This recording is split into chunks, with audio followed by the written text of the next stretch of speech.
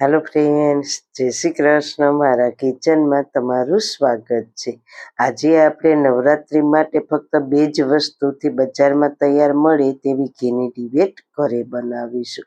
એકદમ સહેલી રીત છે અને ખૂબ જ ઓછા સમયમાં બની જશે.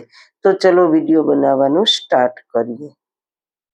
રેસીપી સ્ટાર્ટ કર્યા પહેલાં જો તમને મારી રેસીપી ગમતી હોય અને હજુ સુધી ચેનલને સબસ્ક્રાઈબ ના કરી હોય તો પ્લીઝ સબસ્ક્રાઈબ કરજો અને બાજુમાં આપેલ બેલ આઇકન પ્રેસ કરજો એટલે નવી નવી રેસીપીના નોટિફિકેશન મળતા રહે. સૌથી પહેલા ઘીવાળી ડિબેટ બનાવવા માટે આ રીતે રૂની ડિબેટ બનાવવાની છે. જો તમને આ ડિબેટ બનાવતા નથી આવડતી તો તેને કઈ રીતના બનાવવી તે તમને પહેલા બતાવી દઉં. તો થોડું રૂ લેવાનું અને તેને હાથથી આ રીતે પહોળું કરી દેવાનું. તેની કિનારીનો ભાગ પતલો રાખવાનો અને વચ્ચેનો આ ભાગ છે તેને થોડો જાડો રાખવાનો.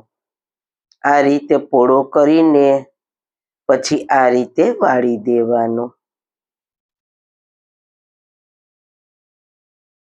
આ રીતે વાળીને તેને હલકા હાથે થોડું ખેંચવાનું. પછી સહેજ પાણી અથવા દૂધવાળો હાથ કરીને તેને આ રીતે ફેરવવાનું. આંગળી અને અંગૂઠાથી આ રીતે ફેરવશો એટલે એકદમ પરફેક્ટ ડિબેટ બનીને તૈયાર થઈ જશે. પછી નીચેનો જે આ ભાગ છે તેને આ રીતે ખોલી દેવાનો. આ રીતે બધી દિવેટો તૈયાર કરી લઈએ. બીજી દિવેટ પણ આપણે આ જ રીતના બનાવીશું.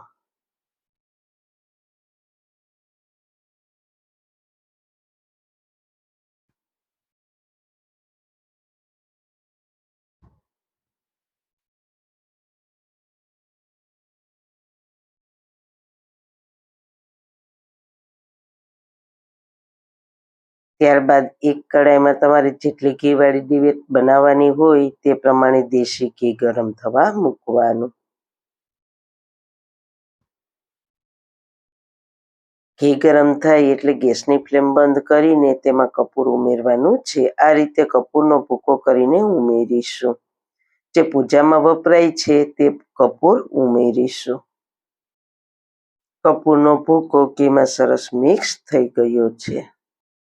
પછી ડિબેટને સેટ થવા માટે મેં અહીંયા બરફની ટ્રે લીધી છે. જો તમારી પાસે સિલિકોન મોલ્ડ હોય તો તેનો પણ તમે ઉપયોગ કરી શકો છો. પહેલા મોલ્ડમાં અડધી ચમચી ઘી ઉમેરી દેવાનું. પછી ડિબેટ તૈયાર કરીને રાખી છે તે રાખી દેવાની. બધી ડિબેટ આ રીતના રાખી દઈએ. પછી આ ડિબેટ ઘીથી સારી રીતના કવર થઈ જાય તેના માટે ફરીથી ઉપરથી ઘી ઉમેરીશું.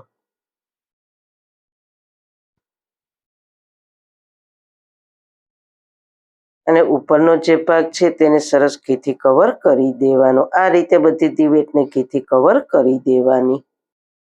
આ રીતના મોલ્ડના લેવલ સુધી ઘી હોવું જોઈએ. જે ડિબેટ છે તે ઘીથી બરાબર કવર થઈ જવી જોઈએ.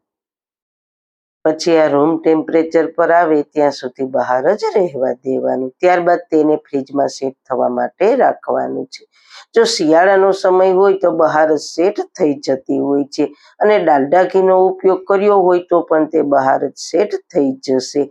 અત્યારે આપણે ચોખ્ખું ઘી જ ઉપયોગમાં લીધું છે એટલે તેને આપણે સેટ થવા માટે ફ્રીજમાં રાખવી પડશે.